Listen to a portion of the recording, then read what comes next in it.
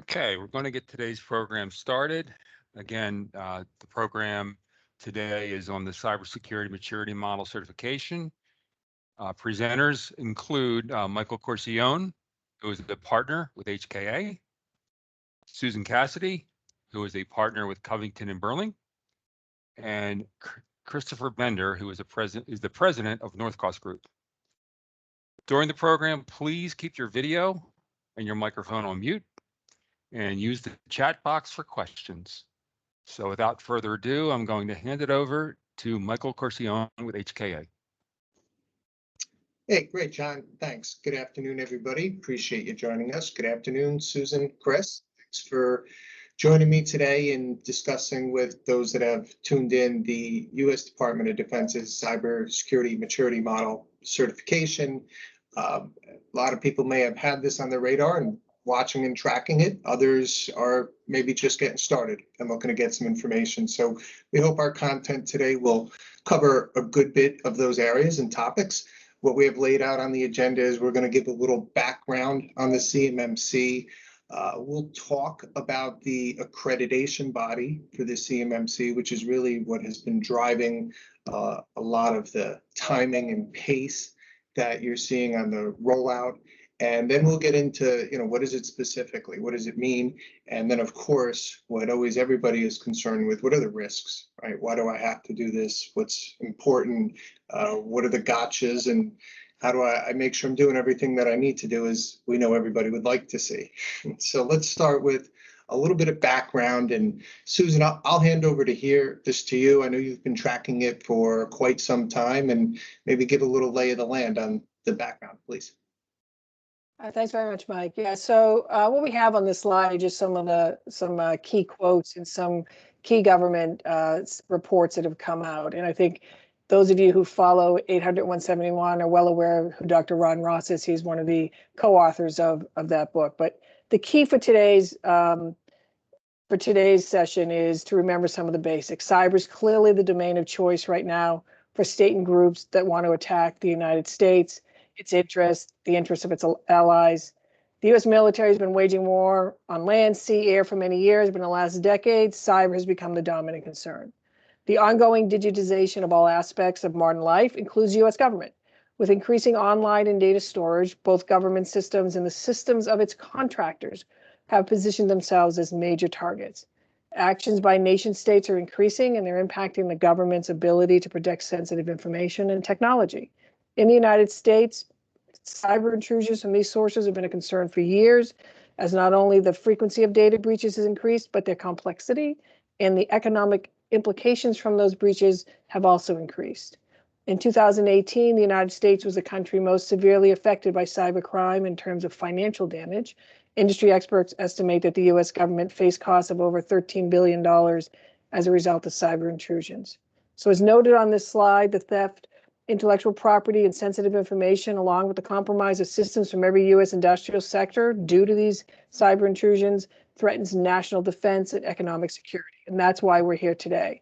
As these attacks have increased on government systems, it has become clearer that the government's contractors, who hold a significant amount of sensitive information in their systems, are equally attractive. DoD has been forward-leaning on a lot of these issues, and the Cybersecurity Maturity Model Certification is one more tool they're using to try and protect those systems. Next slide, Mike. Sure. Unless Chris has something he wants to add. Sorry. Now let's keep going. We got a lot to cover. All right. All right. Okay, so this slide I'm going to stay on for 1 minute, and it is simply to remind you, even though the CMMC is coming in, you still have to comply with the DFARS 252, 204, 7012. We'll talk about how this is going to be a slower rollout, but you at some time in the next 5 years may be responsible for both. CMMC is addressing the safeguarding requirements. Until they upgrade the regulations in the DFARS, you are still going to have to comply with the other portions of 7012. Next slide. Okay, so some key things to remember on the regulatory side. Industry has been waiting for a while for a new clause that was going to implement CMMC. On September 29th, the Department of Defense actually released an interim rule with 3 new clauses, not just one. The first 2 actually were aimed at shoring up contractor networks until CMMC comes into full effect. The DFAR provision at 252-204-7019 is a solicitation clause. This clause is going to advise you that you must have a current assessment of your compliance with the security controls in NIST Special Publication 800-171. Those are the security controls that are required by the DFAR 7012 clause. That's the current requirement. Contractors are going to be required to submit their assessment score into a government database called the Supplier Performance Risk System. DoD has been saying for the past maybe 18 months that they are concerned that contractors have plans of action and milestones concerning those security controls that they have not yet implemented, and they are concerned that contractors were not making progress against those. This is now sort of the DoD's approach to make sure they get on record within this database system where each contractor is with that assessment, and more importantly, by what date the contractor says they will be fully in compliance. There are 3 types of assessments. The basic is done by the contractor himself, an internal one. You submit your number and you submit the date by which you'll be fully compliant.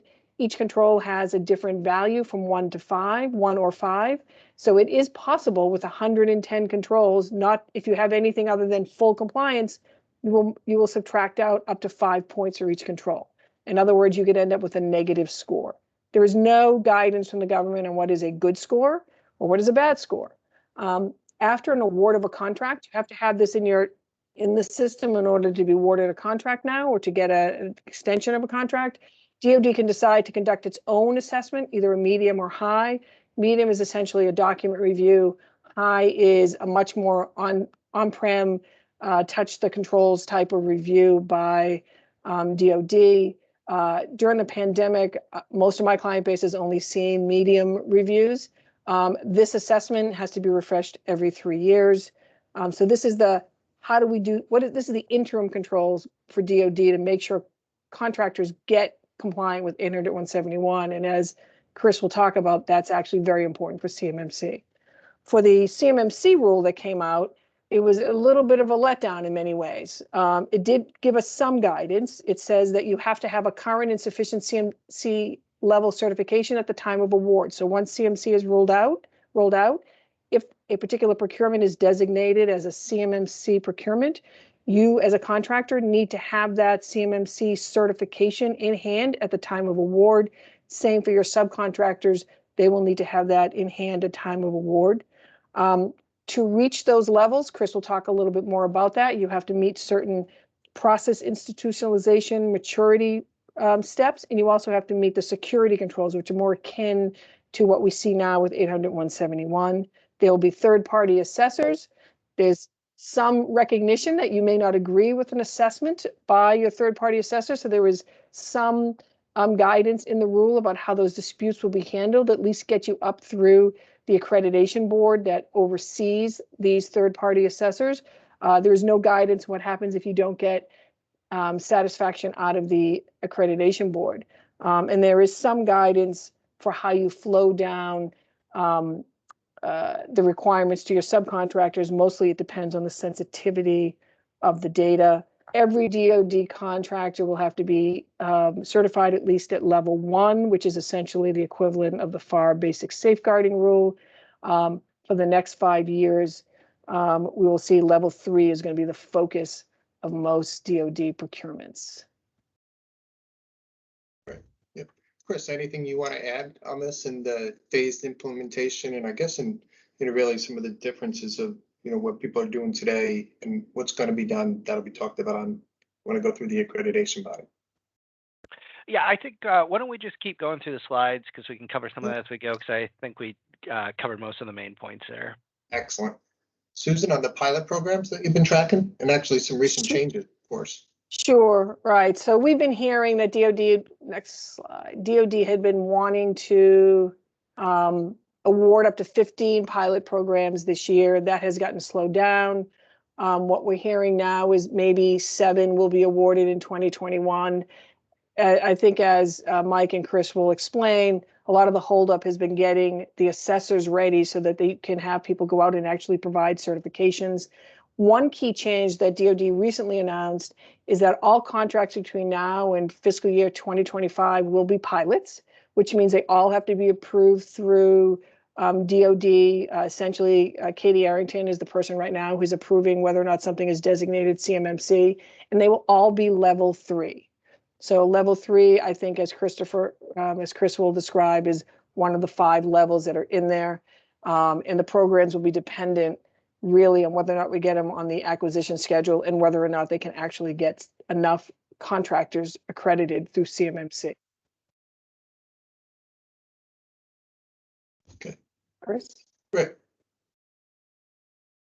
So coming into the next section and leading from that background of what was put together is the CMMC accreditation body, which a little bit, as Susan led to, is really driving a lot of bringing all these activities and the requirements together. So they're authorized by the DoD as the sole authoritative source to operationalize CMMC.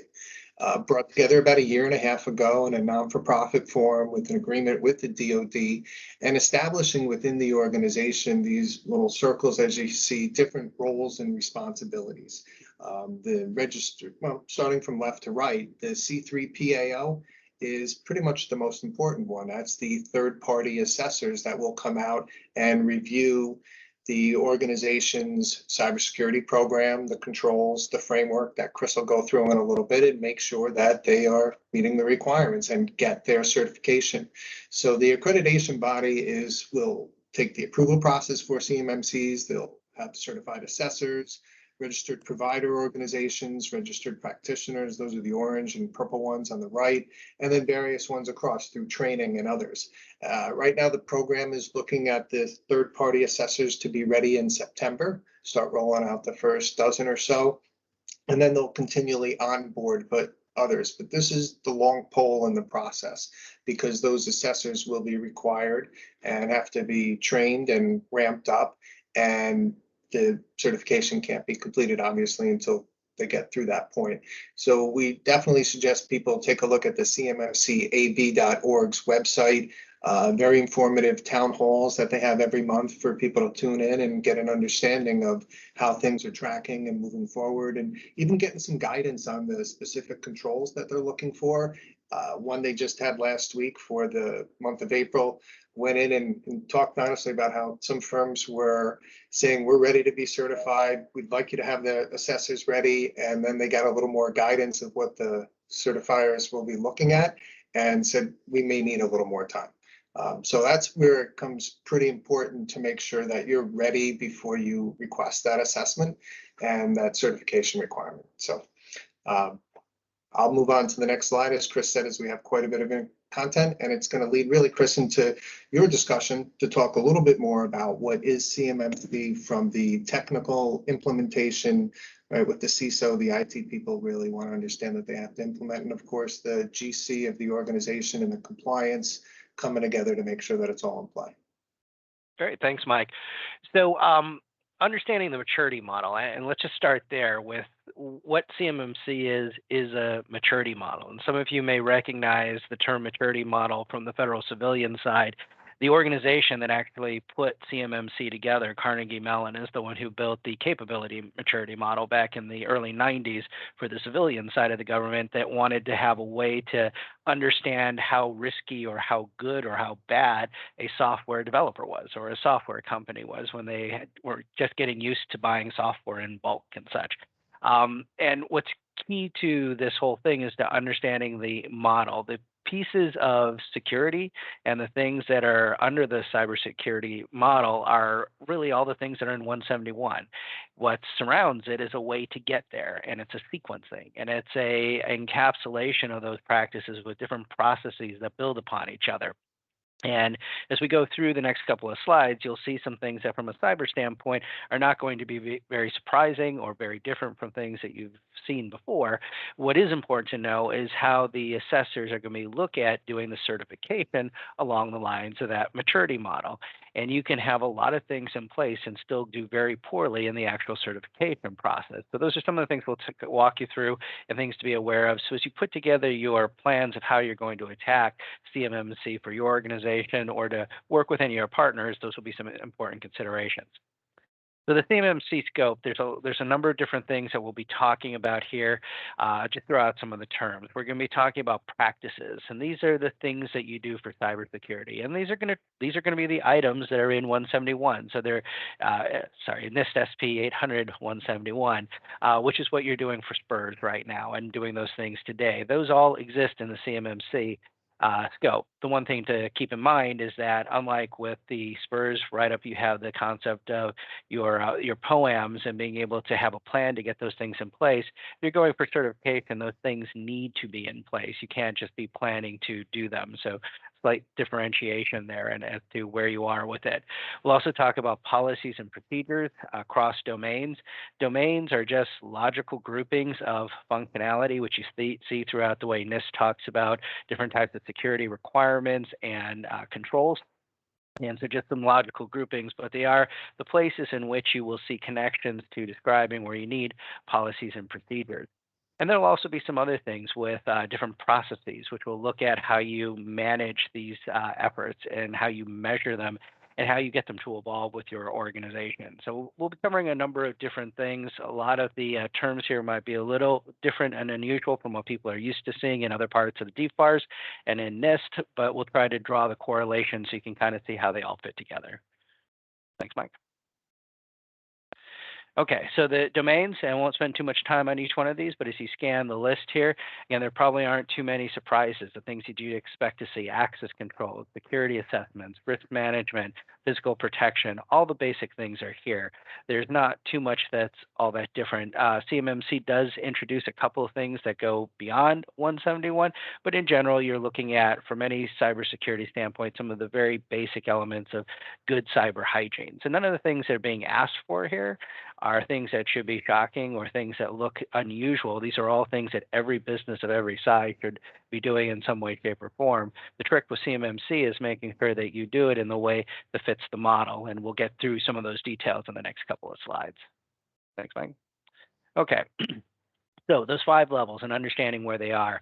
So as Susan mentioned, we start out with level 1. That's the first tier, and that's where you're doing the basic safeguards of things. And that's focusing on the federal contract information. And then level 2 gets you into the CUI, or the controlled unclassified information.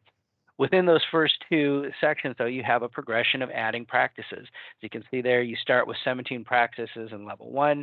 You get up to 72, so that's 17, those first 17 plus the additional 55 to get to level 2. It should be noted, though, if you have 80 practices and you think I must be in good shape for level 2, if they don't have the 17 that are on level 1 and the 55 that are level 2, you don't get to level 2. You get to the highest level that you've completed. So you have to pay attention to which one of those practices that you implement. And we'll have a slide here in just a moment that will show you that that's not always the same way that people would look at cybersecurity investments. So being cognizant of how those shake out is very important. As Susan mentioned earlier, level 3 is certainly where things are getting targeted. DoD has made reference in a number of public speeches that level 3 is where most things are going to be concentrated around, because that is the point where you have both the FCI and CUI coverage for things, and that's kind of a baseline. Again, those things have been required under the FAR and DFAR clauses for a while, so that shouldn't catch anyone by great surprise, but that's probably where you need to target to be at. Looking at level 4 and level 5, the delta in practices are not that great, but the processes that you are doing are relatively significant there. And we'll walk through those in a little detail in a few minutes, but those get into some of the things where you're getting into your internal reviews and measurement and your optimization steps that you would be taking. Now, these have also been tossed around, though, most recently, since these are the areas of NIST 800-171 that deal with advanced persistent threats, or APTs, or also just in the more common vernacular, would tend to be state-sponsored or organized terrorist or organized crime type of activities, where you have dealing with a bad actor that has a lot of resources, a lot of technical capabilities, and ways to have a multi-hone type of threat scenario that could be coming after your organization, the country in general, or any variation in between.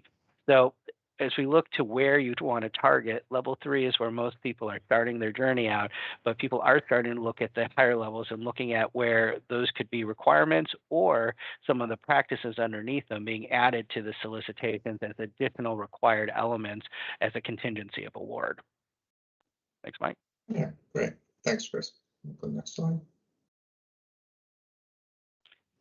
Okay, so one of the things that is very important when you're looking at something like CMMC, this is not a you passed and you've got your degree and you're done. This is an ongoing process. And so the certification review is something that does need to be maintained. Susan mentioned with the SPURS updates that have to be refreshed every 3 years. The same holds true for CMMC. So it makes a lot of sense if you're going to be doing this to look at how do you implement a sustainable and ongoing program. And there's a number of components that go into this and a number of things that need to fall out of it, in addition to being able to demonstrate all the things that the maturity model has. And so some of the things at the top there, you can see that what is very important is making sure that all the efforts that you're planning and getting working here have that kind of day-to-day concept, but also the midterm and the long-term integration and how these things fit into the long plan and outlook of the organization. You need to make sure that you have leadership engaged, but you also need to make sure that your middle management and all your resources on the ground are a part of this in some way, shape, or form. And when I say that, it's an applicable way or form that they need to be engaged. So thinking that out and figuring out the engagement model for your particular organization is very important. Another thing that's very important is to figure out how all the things that are required under CMMC fit into all the other projects that you're doing and all the other programs you're doing on an ongoing basis. That in-flight engagement is very helpful with implementing these things, but also extremely important to making sure it doesn't fall to the wayside. And tying this into other types of programs. You have other compliance programs, other certification programs, other types of things within the organization that deal with privacy or with human resources and things of that sort. Engaging with those programs are very important to build the concepts that you have within CMMC into the other things that you do. And it gets into two important terms that they are looking for in the certification process is how well are these things operationalized within the organization and how institutionalized are they? And that's a measure of the maturity as well. Yeah, great. Thanks, Chris. And definitely on this slide here, the leadership engagement is really pretty critical, pretty important, as we mentioned before. And as you kind of see on this call, you even have participants from the legal side, the technical side, to get an understanding of what all the requirements are and bringing that tone at the top, really when executing on the security requirements. And then, Chris, it really comes down to once you have all that items, putting the plan together and where they get started to really pick up from where they may be currently today, right? Exactly. The big pieces here is to really know where you're starting from and look at what you have in place. Just having a good handle on 800-171 is not necessarily the whole set of things that you need to do for CMMC, but it is a starting point. It's where you can build from. The other thing is there are a lot of things that you can do under CMMC, and if you don't have a specific plan of how you're going to go about it, you can wander in a lot of different circles. And especially if you get into some of the process implementation, there are ways that you can do that in a streamlined way, and there's a way that you can spend a lot of time and energy. So having a plan of how you're going to attack getting ready for certification, and then working to that and prioritizing your efforts underneath it are very important to do this in a streamlined and as useful a way to get yourself ready for the actual certification. Right. And so this comes into really where that leadership engagement is most important, the risks of what if you don't do this? What if you don't have it done right? In the financial world, there's regulatory enforcement, fines and penalties. Really what you're going to have mostly here is an impact on your revenue, your ability to participate in contracts, your ability to compete, and your ability to drive and meet your firm's objectives. There's definitely instances where firms, will not be able to meet the requirements for contracts. And from a business perspective, that's obviously not the path that you need to go. So that's really one of the primary risks that I always see on the business side. I know, Susan, you're going to talk significantly more about the other risks that we come down to it. But what you also look at too is the risk of once you put this in place, and that we've seen a lot in organizations, is that the people implement it and feel it may be something that's more of a check the box exercise, putting in policies and procedures, but not necessarily implementing them or operationalize them. So with a lot of the guidance from the accreditation body that they've been pretty consistent on is when they come out to do the certifications, they want to see that what you have implemented is fully baked, that it has not been just put in a month or two before seeking the reward, that you have it put in place, that you are maintaining the program, that you have a continual process across your procedures to make sure that things are running smoothly, that you're doing testing against your controls, that you have a compliance program that is making sure you're continually monitoring, maintaining, and meeting the requirements of the contract. Chris, anything else you want to add in on the performance and compliance requirements? The one thing there is, and this has happened in other DoD efforts, is that with the compliance piece and the working with your subs and your suppliers and that kind of stuff, if DoD follows its normal precedents, that will be one of the areas that they will aggressively look to figure out and to examine. They will try to see what you've got as far as if you are a prime, your oversight of your suppliers or your subs. They'll be looking to see if those subs and suppliers are complying as well.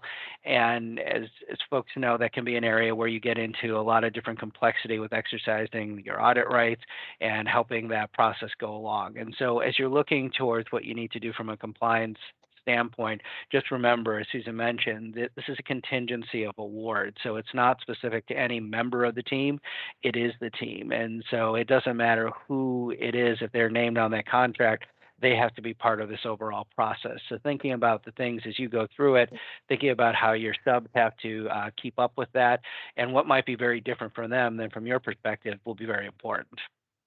Yeah, absolutely. Definitely one of the biggest challenges. Go ahead, Susan. I'm sorry.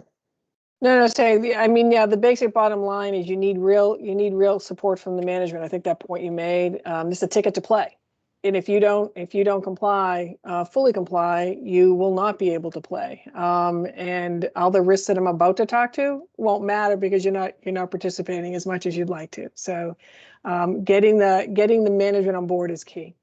So let's talk about the legal risks. The legal risks actually follow out of the performance and the compliance risks. As Chris noted, you're going to continue to see auditing.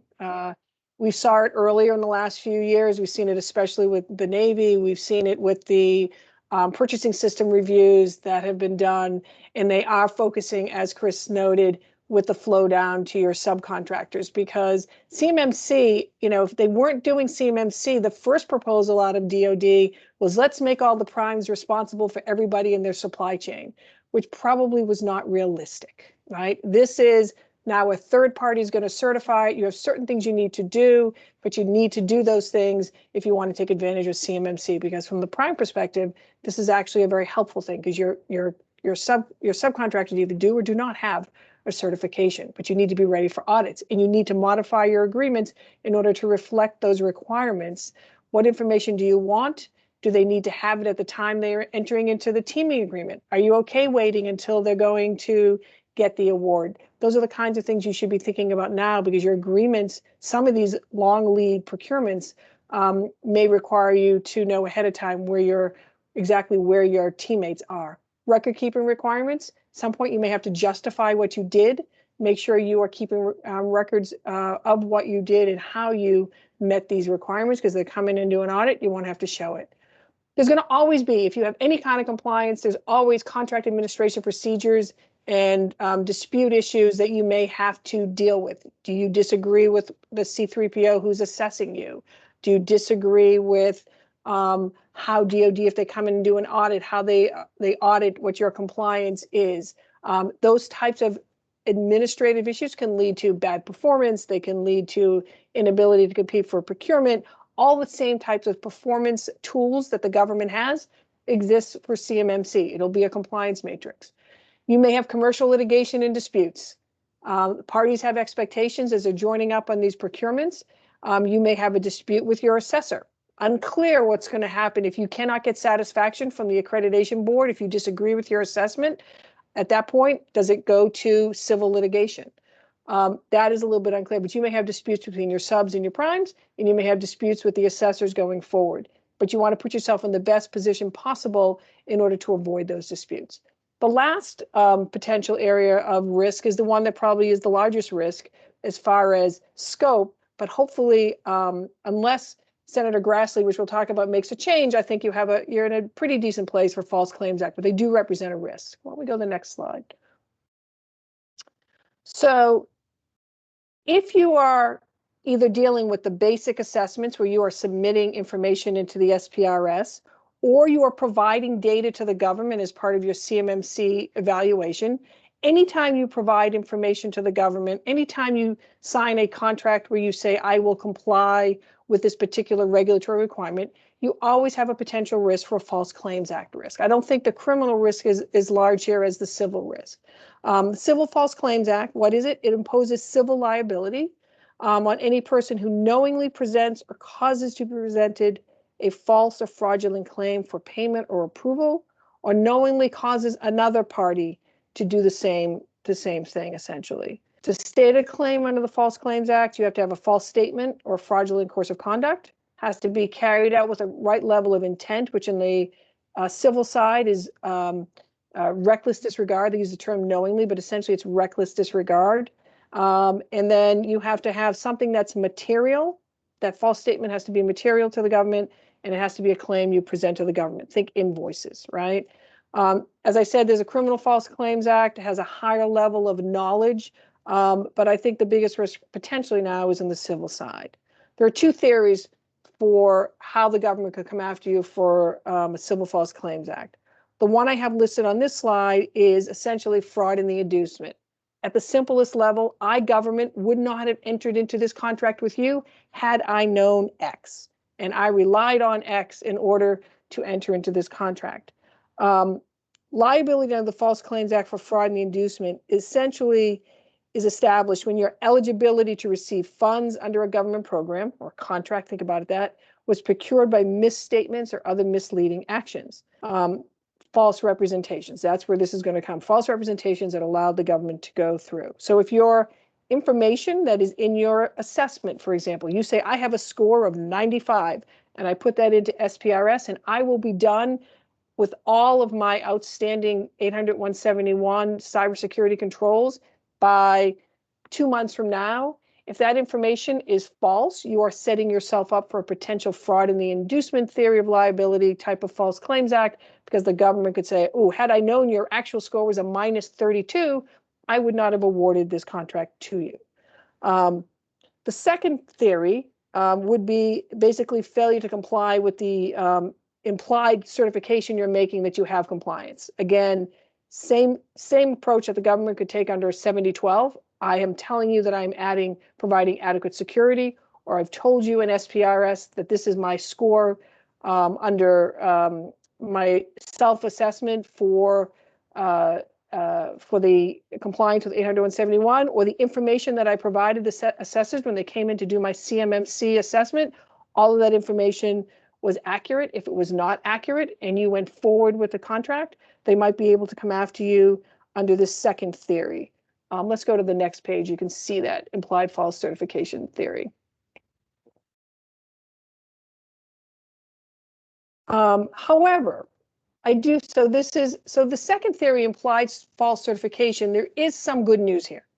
Under the Supreme Court decision in Universal Health Services v. Escobar, you've probably heard about it as Escobar, there is then imposed a materiality standard.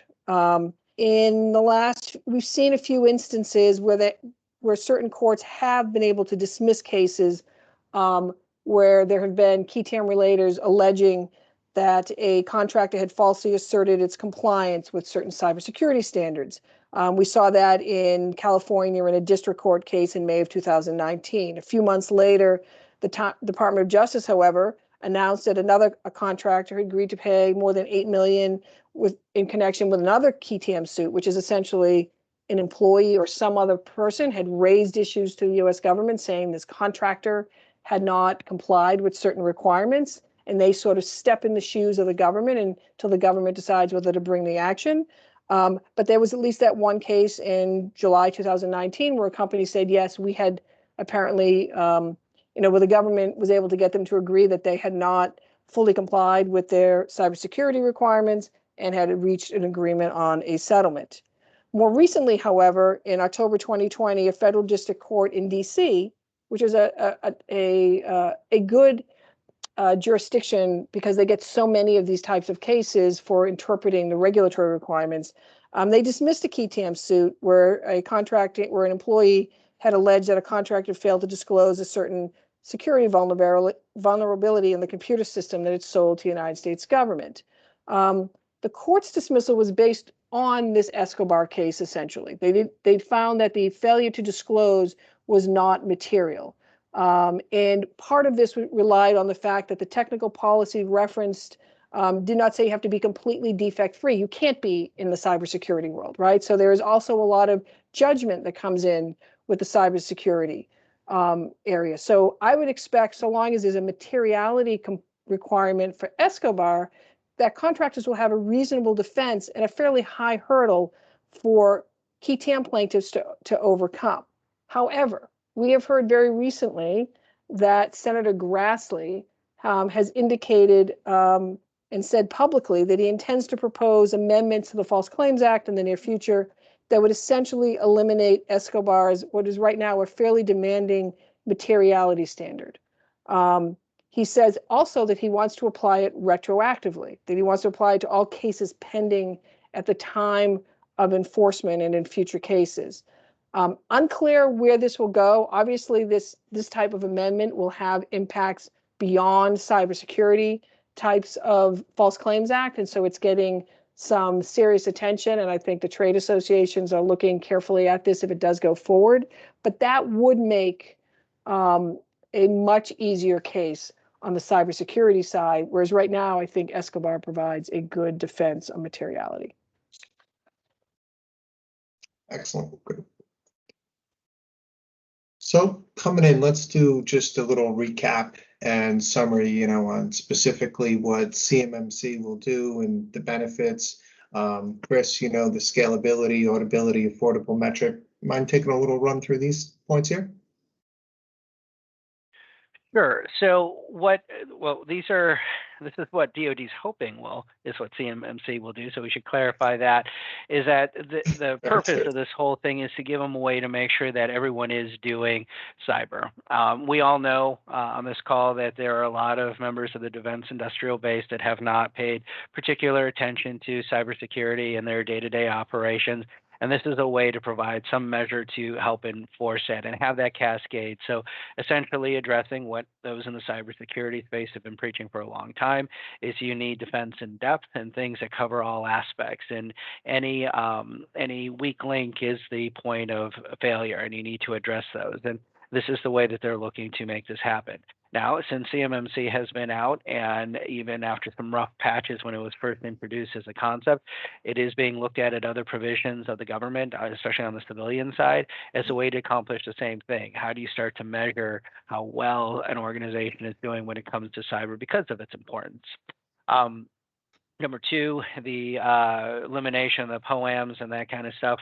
It's basically saying that in order to be certified, you need to be doing this. And yes, people need to have plans to get things in place, but until you've got that stuff in place, you really shouldn't be doing this type of work, which is a much more stronger position than they've ever taken before, but also one that is not uncommon in other industries as well. And we could be seeing more of that. And so the notion of certainly figuring out how to get things planned, but then delivering on those plans is going to be very important, and getting these things in place, which again, as we mentioned before, the things that are being called for here are all good business things to do from a security posture standpoint.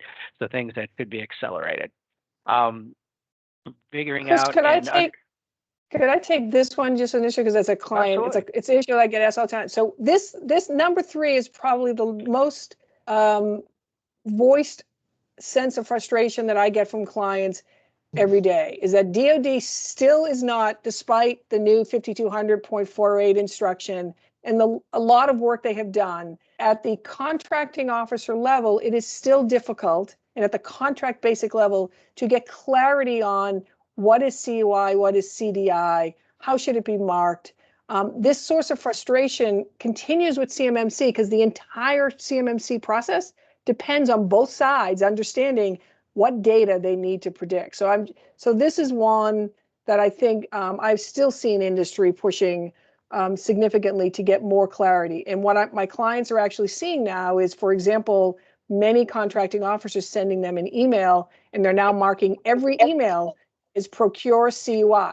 And it may be, gee, can we talk at 3 o'clock today? So there's some of the training aspect of this that we still need DoD to step up on this part of the marking in order to make CMMC work, or that is an area where this could cause it to fail. Sorry, Chris, but this has been a frustrating. I get 3 calls a week probably asking from clients. Well, and if you want to take false claims too, I'll let you do that. Yeah, that's true. Yeah. So we'll mitigate some false claims, right? If you're a prime and your sub has a CMMC certification, a third party that's been approved by the U.S. government has actually said that they have a certification. So I think actually in some ways it mitigates some FCA risks. And if you are careful about the information you provide to the government, you can probably also mitigate risks on that side. And let's all hope that Senator Grassley does not succeed in his amendment. And I guess I'll take the last one then. This does work both ways. And as a prime, you have a number of responsibilities for your subs and all of those things and your suppliers. With CMMC there, it makes it standard. And what you're going to be asking for the same as all the other primes are that they're getting asked for and that kind of stuff. So in general, this should help spur on some of those lagging or ones who have just been a little slow to adopt these types of measures on the security side, but your manufacturers, other members of the DIB that really haven't moved along, this is certainly going to be something to get them moving. And we could say from our standpoint, we have seen that. People who have paid zero attention to security provisions up until this year are now jumping up and down trying to figure out how to move forward. And they are taking it seriously, which will help everyone, say, if you're looking at your vendor management and supplier control type of things. But this should help make that a little bit more uniform and hopefully make the folks that you're kind of dragging through that process a little bit more able-bodied in the next month as they themselves start to understand what they need to do here. So Chris and Susan, just the subcontractors, and a question coming in really around as as a prime contractor, can I see the assessment scores of my subcontractor? You mentioned, Susan, they'll have their certification. Certification cycles roll once every 3 years. There's interim audits, reviews, and of course, Chris, there's the overall management of your vendor and procurement process. But any additional guidance, into what key metrics they can look at and track, maybe to make sure they see that subcontractor possibly going off the rails before they do. Chris, why don't you start and I can jump in on the legal side? Well, why don't you start? Because I think you were trying to jump in there too when Mike started. So why don't I let you go? No. So I mean, one of the issues is, and I think Chris is probably better suited to say what are the metrics I should be looking at. One of the things I talk about a lot with my clients in this area is be careful what information you ask for. Because once you have certain information, you're then charged with that knowledge and you need to do something about it. So you want enough information in order to give you a comfort level. And with the CMMC certification, it's easier, right? And then you may want to impose additional requirements. You may want to impose, let me know when your certification is up next. When is your next assessment up? Let me know when you've changed your assessment. Maybe you do or do not want to know the score. Because if you otherwise internally, you need to set a baseline where you are comfortable with the score, or you have to evaluate each person coming in. Is an 87 enough? Minus 28, probably a problem, and you can make it, but there's a lot of gray area there. So one of the things you need to do in a prime role is understand, if you ask for information, what am I going to do with that information, and how am I going to operationalize it in a way that actually reduces the cyber risk, but does not increase my legal risk because I have not acted on information I should have acted on. Chris, I don't know if you have anything to add on that.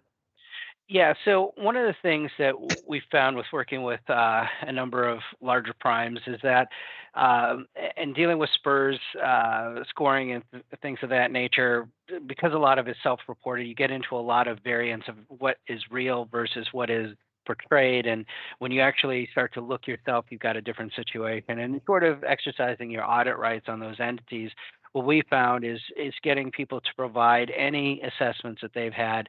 If they've had third-party assessments, the fact that they spent their money to have someone come in and take a look at it means that that is something that they care about to some degree, and they probably did something to have been spending some time and energy to at least make a good attempt at those areas to have someone come in and measure it. If they have internal assessment programs, same thing. If they're checking on it, even internally, and as much as that can be somewhat jaded, you're going to get a view and that there is consideration for it.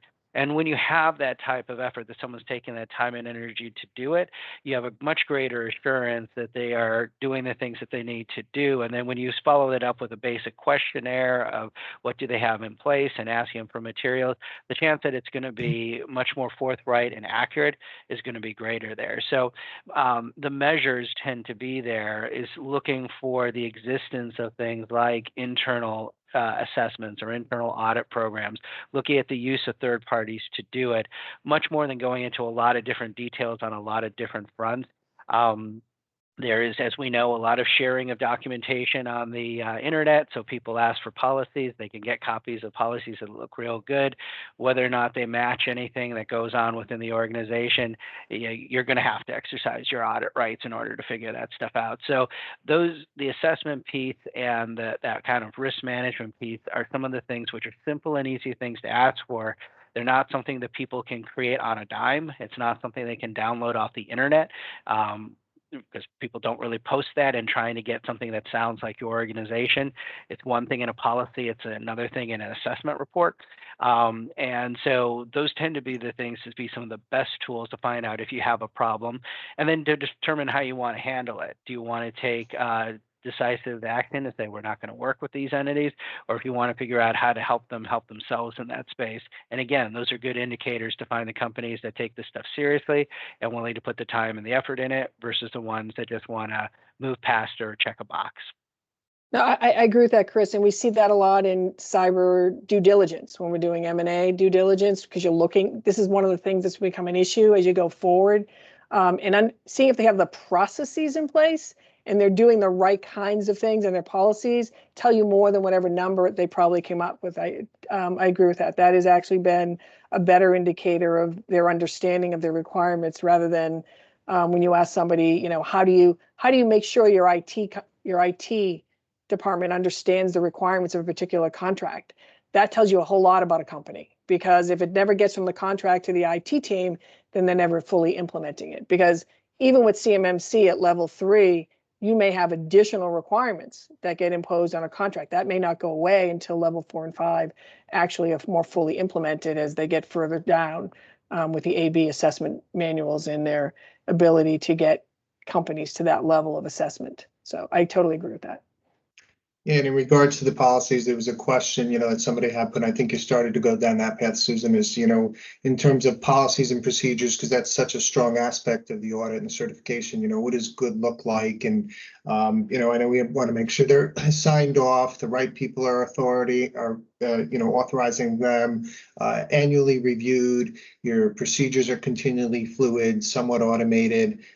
Testing of the controls, obviously aligned to the procedures. Anything else you want to add that, where you see maybe clients get tripped up on the documents?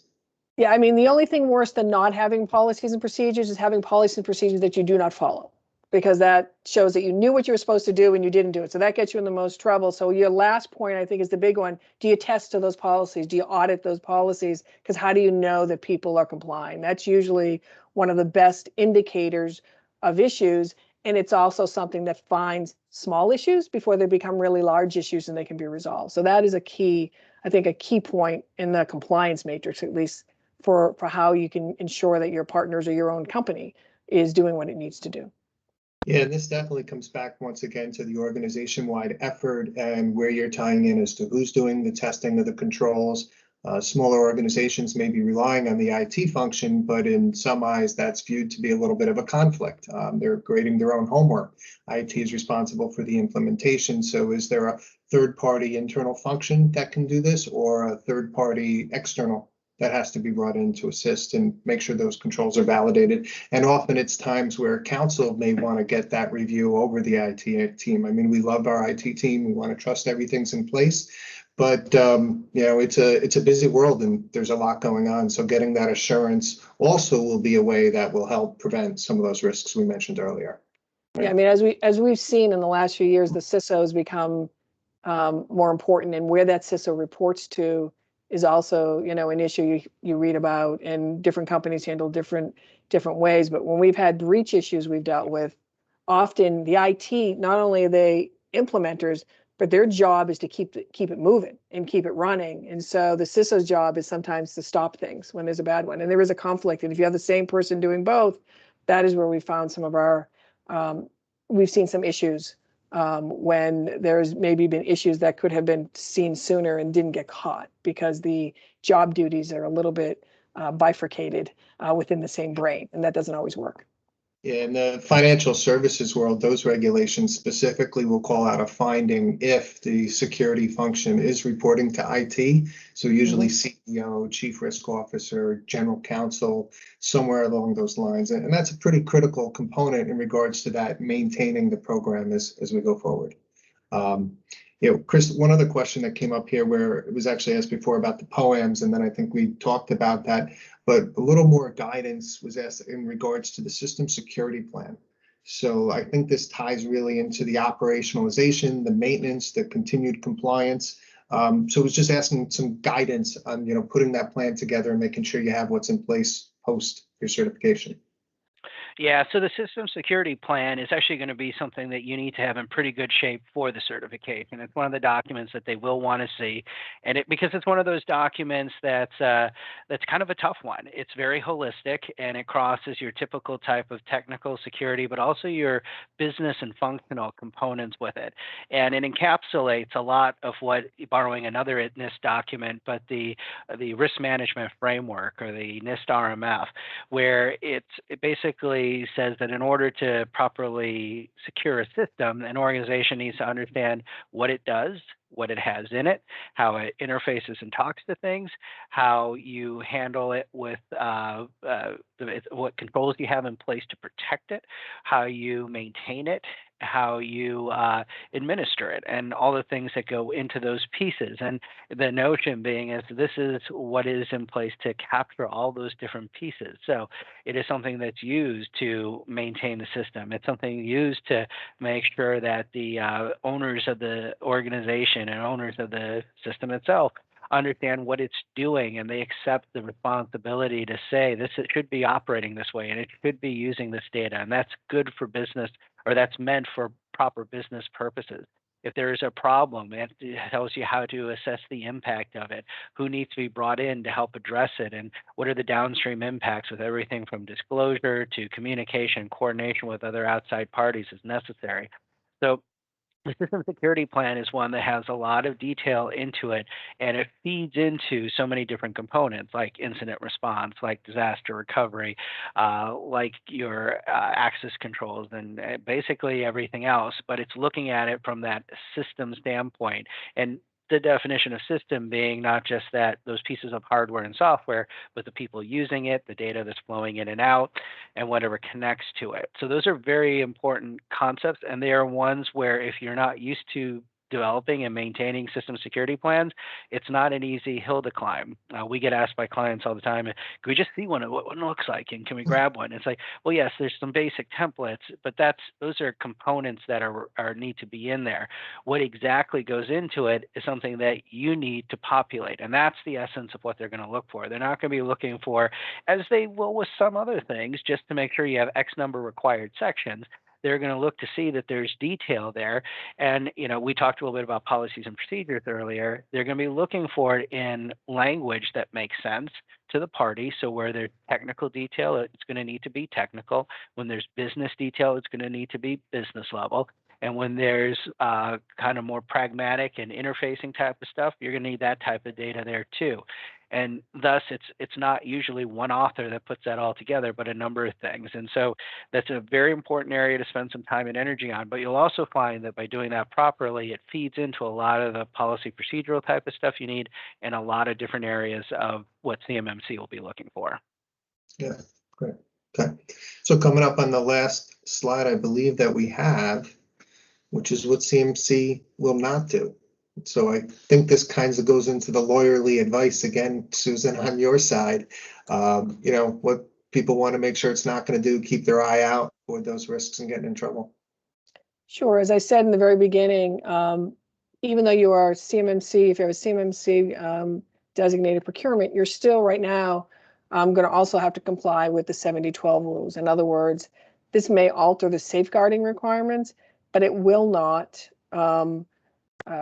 change the cyber incident reporting requirements that exist there now unless they actually change the DFARS rule. We have been waiting for a modified DFARS rule for a while now. We still hear promises of it, but until that comes out, you need to keep whatever systems you have in place, including your SSP, which will also be a requirement under CMMC, in place and updated. It's not going to relieve you of the requirement to identify, mark, and control CUI CDI. In fact, it's going to probably enhance that requirement throughout your supply chain. You, just as you do now, you are supposed to under 7012 as a prime or a higher tier contractor, understand when you are flowing down CUI CDI to your subcontractor so that you can ensure that the right contractual requirements are in place and that you are comfortable with whatever process you use to certify or to make sure that you're comfortable with your suppliers and your subcontractors. But that does not go away. It won't protect you. CMMC will not protect you from enhanced cybersecurity safeguarding and reporting requirements, especially because the next 5 years, DoD has told us that they are looking to make the pilots all level 3. DoD has said following SolarWinds that level 3, they don't believe fully protects against advanced persistent threats. So there are going to be a number of, I'm sure, contracting procurements that are at level 4 and 5. So they may designate it partly as CMMC 3, but add in additional requirements, or they may just have a bespoke set of additional requirements. We'll have to see how DoD handles that because they set up CMMC with the idea of being able to designate either 1 through 5. It will not protect you against other agency-specific cyber controls and reporting requirements. A number of other agencies have indicated they would like to adopt CMMC or are seriously considering it. Specifically, DHS and GSA has it referenced in one of their large solicitations that they issued in the last 6 months. So even if they do adopt it, they may not adopt it fully or completely the way DoD did it. So you will still necessarily be subject to whatever agency unique requirements there are. And last, and I'll let Chris, he can come into any one of these 5, it won't eliminate all your potential cybersecurity FCA risks, as we talked about. It probably reduces them as far as you can rely on that certification. But to the extent you are providing information to the government, you have a new set of information you're providing and the same risks that go with any time you communicate with the government, the need for accuracy and completeness will follow. So you're still going to have some FCA risks. Chris, I don't know what, you probably have some thoughts on these as well. No, you covered them, and especially on the FCA stuff. And it's also important with the certification process, though, for folks who have not been through it, is also to remember that as you're disclosing information to government, you're also going through that process in the audit itself. And unlike some other audits, they have widely advertised that this is one where they're going to, quote unquote, walk the floor and see who they can talk to. So making sure that you prep people that when they are interface or interacting, probably really put it, with auditors and that kind of stuff, they are doing so with a representative of the government by several tiers down, but that consideration and due process and not due process, but due care needs to be taken by folks as they're engaging with it. And that's worth some preparation. Using the word training there might be a little bit much, but making sure that people are familiar with the types of things they'll be asked and how those steps will be taken within the organization is probably a very worthwhile set of activities to do. That's a great recommendation. It's been so long since we've had people in place and interacting personally. We do need to think of those things going forward. That's a great point.